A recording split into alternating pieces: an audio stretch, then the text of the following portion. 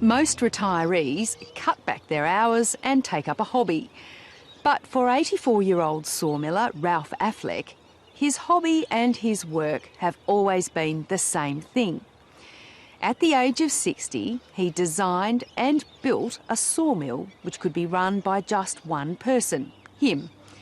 Locals around Killarney in southeast Queensland think he's a legend, and they're right.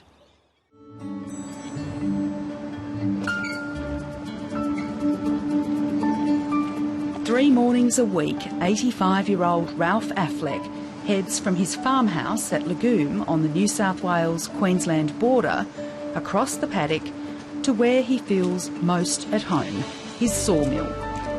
Remarkably, Ralph designed and built it himself.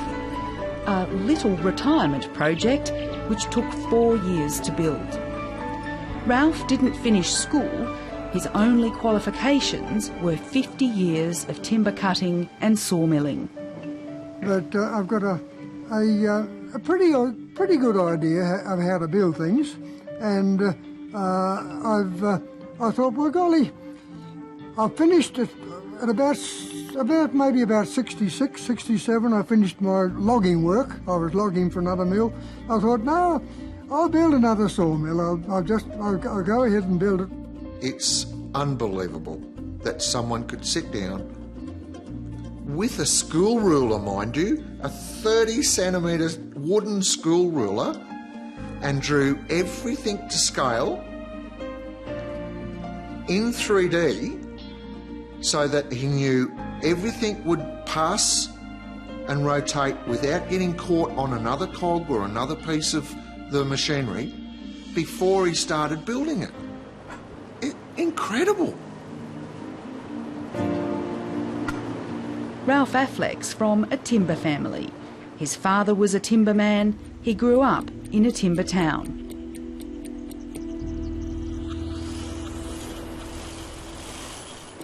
I was only 16 years old when I started in the timber industry. I was driving a steam log winder for logging logs before four-crawler tractors became popular, winding them out of the scrubs. And then my father, who was a sawmiller, decided that he'd build another sawmill. I suppose I would be about maybe 19 when the mill was built, and I'm 84 now, so I've been at it quite a long time.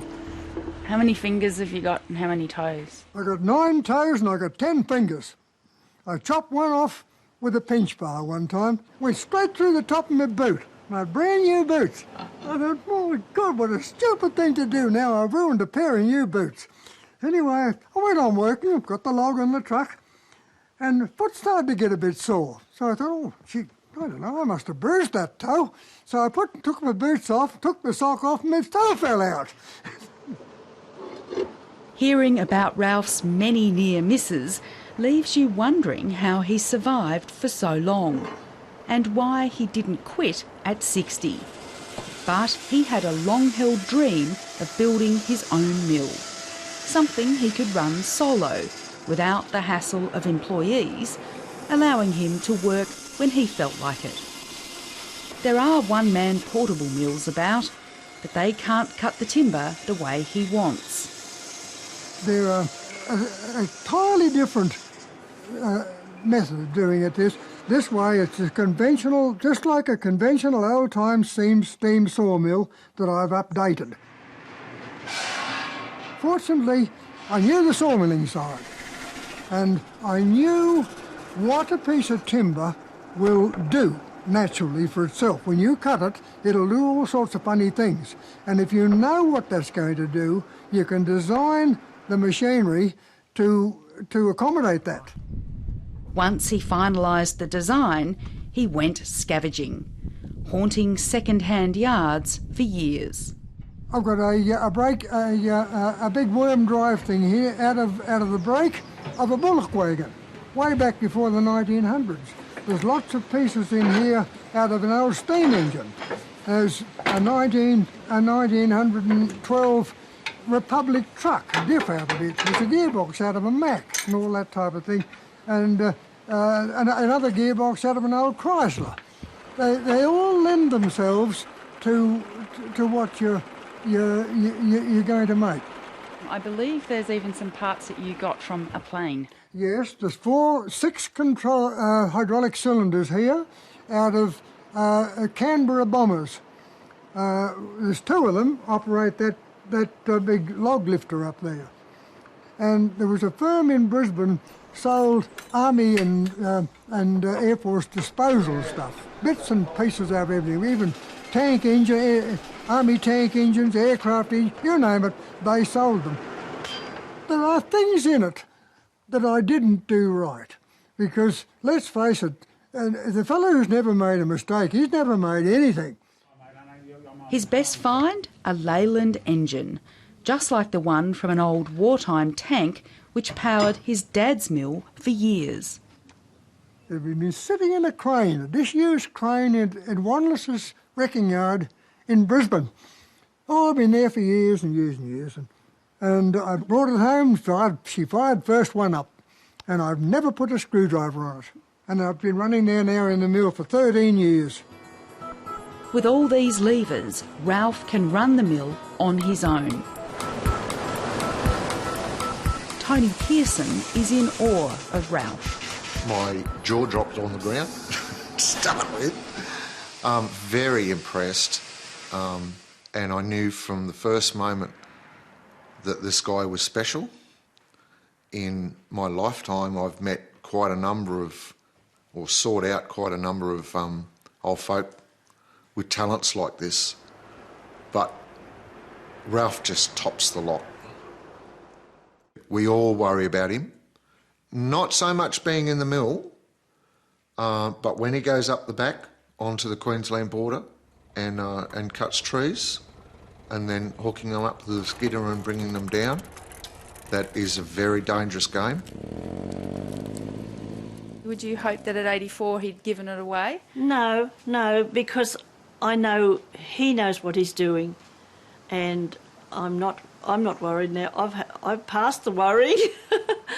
No, he has to do that. Yes. Why does he have to do it? Well, it's his passion, and I can't see him pulling the pin. He hasn't pulled the pin yet. He's having trouble doing that. Oh, have a cup of tea? Oh, before we go? That'll be good. Initially, Ralph's wife Heather wasn't a fan of the mill, but is now proud of what he's built. For several years, the mill earned its keep too. The couple supplied building timber until licence fees made it uneconomic. No matter, 3 days a week, Ralph happily potters amidst the sawdust and noise. Behind the wheel of his log skidder, he could be Mad Max's grandpa. I could never see myself bolting 2 tractors together with a homemade mechanism in the middle and having it work so efficiently and for so many years. And as Tony lost me at knock a motor, I'll let him explain the ingenuity of Ralph's design. Knowing that he has had problems with the first type of engine he had in it, getting the common knocker motor and putting in it, that allowed him more room for gearboxes, so he puts another 2 gearboxes in it. And to have 3 gearboxes in it and have so many forwards and reverses, it's incredible. How many forwards and how many reverses? You've got 12 forward gears and 8 reverses.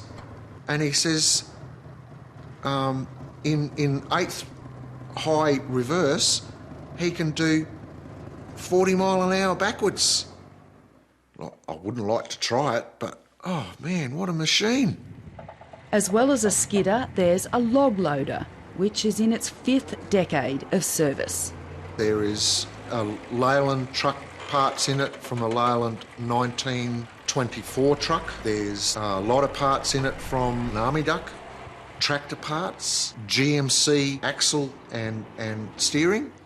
It's such a mix-match machine, but it does such a mighty job. Ralph and Heather have a system. 3 nights a week, he trades their retirement home in Warwick for their farmhouse at LANb, 40 minutes away. He rings, gives 3 rings on the phone, and in there I know that, and then I ring him. And then every night and morning we do that. And so I know he's okay. If he had retired and come to Warwick, you know, full time, he wouldn't be here now. The family, we know that. So no, it's happy. He's happy doing it, and if anything happened there, well, I know he's happy doing it. Despite saying he quit the mill when he turned 80, Ralph can't quite manage to pull the pin. I'm not to the stage of playing lawn bowls or something like that. I'm still making things, like I've just made a new clutch for this thing up here.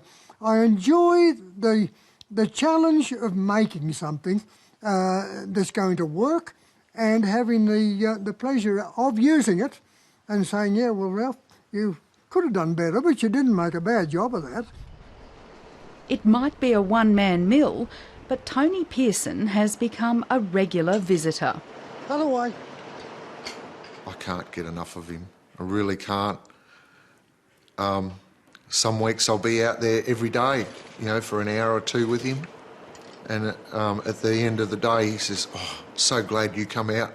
Well, I wouldn't have been able to do that without you.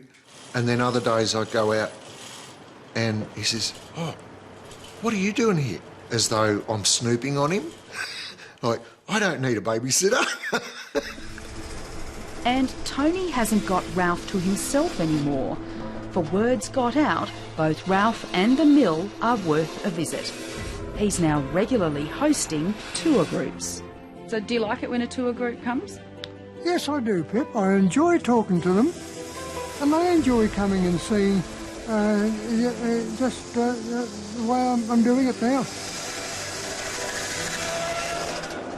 When they get a glimpse of Ralph's life and his abilities and what he's made in the mill, you can see them walking back to the bus at the end of the tour, wanting to throw their walking sticks away and saying to themselves, I'm going home to do something with my life.